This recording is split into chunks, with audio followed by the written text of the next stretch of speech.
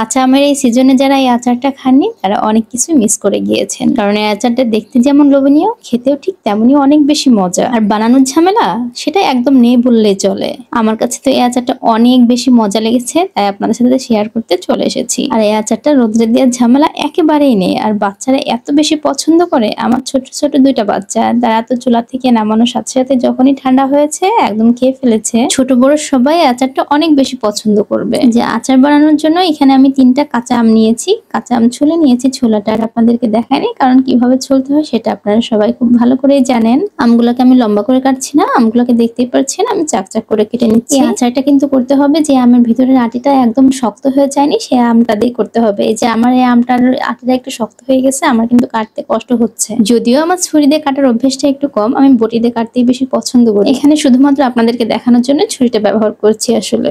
এই যে আমার সবগুলো আম কিন্তু কাটা হয়ে গেছে ডোনাটের আকারে। আর আমি এখানে 2টা আম নিয়েছি, আর একটা আম একটু পেকে গেছিল, ওই পাকা আমটাতে করা যাবে না, এই জন্য আমি ওটা বাদ দিয়ে দিয়েছি। এই আচারটা আসলে একদম কাঁচা আম দিয়ে করতে হবে। আমটা যদি একটু পাকা হয়ে যায় তাহলে কিন্তু সেই আমটা দিয়ে করা যাবে না।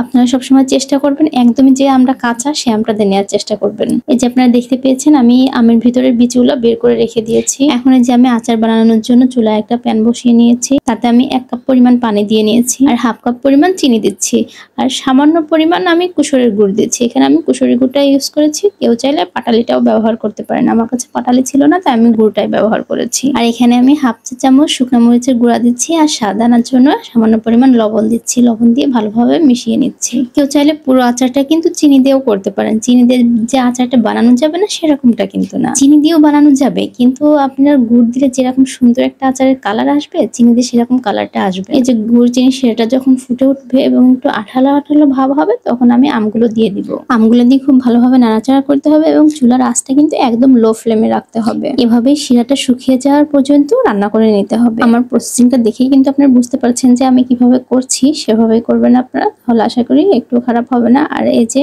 আমার কিন্তু প্রায় হয়ে গেছে, আমার ঝোলটা শিরাটাও কিন্তু শুকিয়ে গেছে। আমার আচার আসলে শিরার পরিমাণটা একটু বেশি হয়ে গেছে, এখানে যে পরিমাণ শিরা সেখানে হচ্ছে আর 2টা যদি আম দিতাম তাহলে ঠিক ছিল। আমি আমটা বেশি নিয়েছিলাম, কিন্তু আমটা পাকার কারণে আর দিতে পারিনি, আর আমার ঘরেও আর আম ছিল না, এজন্য দিতে পারিনি। আসলে আপনারা আন্দাজ করে নেবেন, তাহলে ঠিক হয়ে যাবে। যে আমারটা প্রায় কমপ্লিট হয়ে গেছে। যে কালারটা যখন এভাবে আসবে দেখেন দেখতে কতটা সুন্দর লাগছে।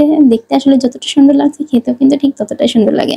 আর গুড় দেওয়ার কারণেই কিন্তু কালারটা এত সুন্দর এসেছে। যদি গুড় না দেন তাহলে কিন্তু কালারটা এতটা সুন্দর আসবে না। চিনির কালারটা একটু সাদা সাদা আসবে, দেখতে বেশি ভালো লাগবে না, কিন্তু খাওয়ার টেস্টটা আমার মনে হয় একই রকমের আসবে। আসলে এই আচারটা খেতে কিন্তু অনেক সুন্দর, অনেক মজা খেতে। আপনারা চাইলে একবার বানিয়ে দেখতে পারেন, খেতে কিন্তু অনেক মজা।